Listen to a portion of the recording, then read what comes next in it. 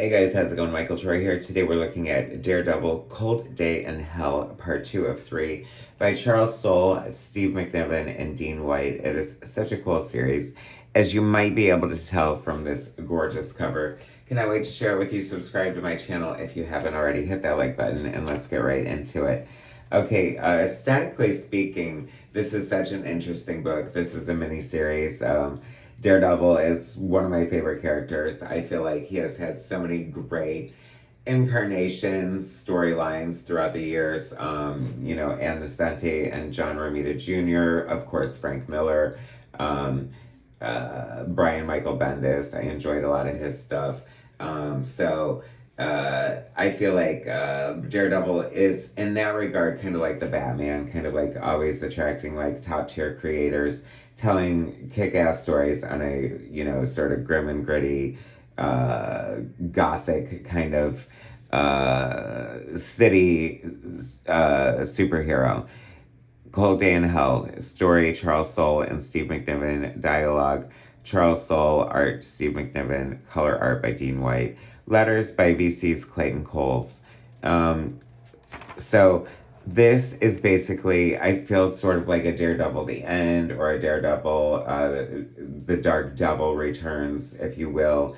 It is Daredevil as an old man. His powers have faded. And of course, he's going to come back for one last hurrah as Daredevil. And this is, his old rickety body.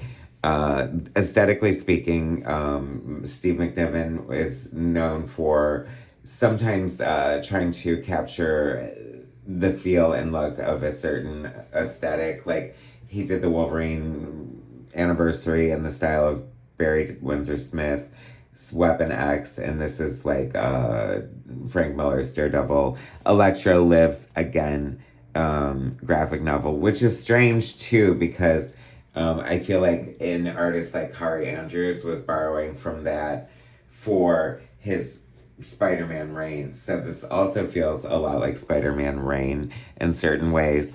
Matt gets his powers back because he's near a radioactive explosion, ambling out as this feeble old man, and it reactivates his powers. He knows he has this limited time.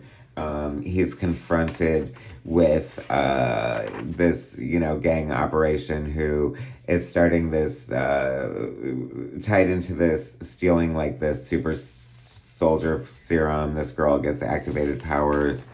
I know there's a lot going on. The story is really good. It's got Bullseye, spoilers, against Matt, of course. Who else? The quintessential Daredevil enemy. He's like his Joker. So, I mean, I guess Kingpin in a way, but I feel like, everyone's so old. There's a gang member. See, this girl gets like the powers, and so she's somehow tied to this mysterious New Warriors project from the government. I like that the way that he made his new costume, and it has all the stitches. It's almost like Frankenstein's monster in a way. And I like the way Dean White is such a great colorist. I remember his stuff from like the Marvel Knights era, coloring like Black Panther and things like that. And over John Romita Jr., mind you. And so I love him like with the glowing red eyes that gives like this creepiness to his Daredevil. So this young girl, her powers get activated. So she's being kidnapped, and, she's integral to the storyline. Of course, Daredevil is trying to save her. And who is this mysterious woman in the crowd? Spoilers. Oh my gosh, can you believe it? This actually, I love this. Of course, Foggy Nelson is part of the story. And, Matt's no longer practicing law because of some horrible thing that happened with Wilson Fisk that made him give up law. And so he's going to have Foggy handle like the legal aspects of what's going on. There's an explosion last issue. Steve Rogers was killed, so that's part of the storyline as well. They get to meet on the rooftop. It feels nostalgic. It feels right. It feels correct. It feels good. It really touched me, this scene between Matt and Foggy, and how like low-key excited Foggy was to see Matt as Daredevil again. And I thought this is like really the heart and soul of Daredevil. This is like what I need in a Daredevil story, and this is, you know, part of the attachment to the mythos. So I really liked it. These 16 panel grids borrowed from The Dark Knight Returns are kind of crazy. Like, I don't know why you would want to do that to yourself. Sometimes it gets confusing with the wording, like, not the best example because I'm like not a complete idiot, but I was like, you know, sometimes there you read across the top or the bottom, and I don't know, you know, American comics in general have a bad rap for being confusing, and it's like I feel like that's a little silly. I mean, it's not that hard to figure out, but sometimes I get it, you know what I mean? To the untrained eye, maybe this would be like totally overwhelming.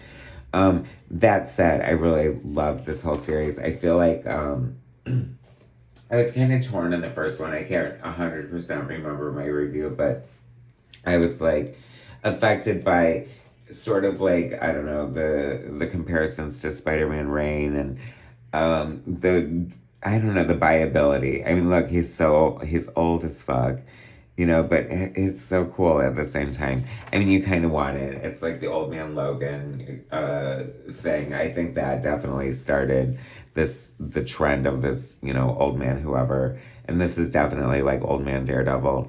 But it's so like true to character, you know what I mean? Of course, Matt is, oh, can you believe I casually just turned to that reveal? But of course, Matt is gonna like fight and fight till the very, very end. And, you know, he's always, I mean, he, you know, if you know, you know, Daredevil. He's Daredevil, of course. Elektra, oh my God, can you believe it? Looking just as gorgeous as she did from the pages of Elektra Lives Again. This made me feel like I can't even describe. Like, it was very exciting to see this as a huge Daredevil fan and Frank Miller Daredevil fan at that over the years. I feel like it's weird, you know what I mean, to be this like great established artist like Steve McNiven with your own signature style, and then to go and copy someone else's style, especially someone like Frank Miller. But damn, what an experiment! What a great kind of fun thing, tribute, and totally pulled it off. Like, it's amazing. If you're not enjoying the art on this, like, I can't help you. I don't know. It's beautiful to me. I love it. I think it's great. You know, once again, Elektra is so tied to Matt. And just, I don't know, you just feel like I really love Charles Soule's writing on this. I think it's great. He has such a good handle on all the characters. You know, Steve McNiven is listed as co-writer, and it goes into some of the process in the back. And it really shows how much they care and how much thought went into this.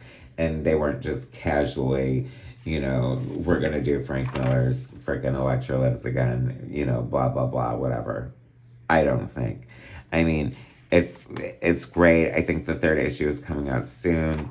This great cliffhanger here as we realize kind of the whole scope of the project that Matt is ultimately here to stop, I guess. So one more issue. It's amazing. These issues are thick. I don't know if you guys have read it. I mean, it is expensive. It's $6.99, but totally worth it. It's like double size. It feels like an event. Maybe wait for the trade. I don't know, but it's got some fun process and layouts back here that shows like how much work goes into crafting such a well-told story. You know what I mean? Overall, anyway, this is good. You guys definitely pick it up. Look how cool that is. I am loving the homages of all of this. Anyway, Daredevil, Cold Day in Hell, issue 203. Thanks for watching. Subscribe to my channel if you haven't already. Hit that like button, and I'll bring you more soon.